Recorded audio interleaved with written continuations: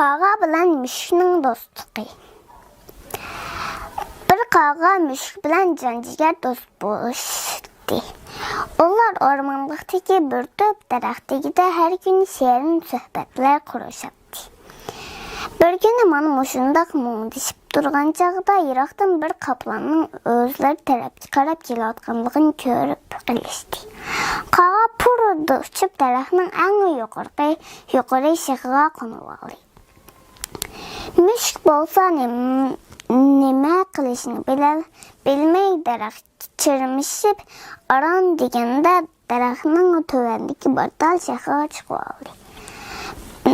chiqib oldi-da yopirmoqlar orasiga yo'chindi va qaqaga yalinib, "Do'stim, xavf ostida turibman. Sening yordamingga muhtojman. Bir iloj qilib meni bu qo'rqinchli ahvoldan qutqizib ol", dedi. Shu daraxtga yaqin yerda podsholar bor edi. Qağa uchib berib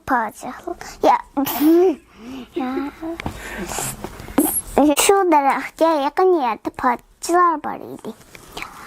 Qağa uchib berib podsholarning bir itining beshig'i qandi bilan o'tdi. Itlar qağani tutib olmoqchi bo'lib, o yerga yugurdi. Shunday qilib qağa uchib itlarni hiliqi daraxtning yoniga boshlab keldi. Bu chaqda qaplan mushukni yemoqchi bo'lib turardi. Itlar uning orqasidan qo'g'lab ketdi.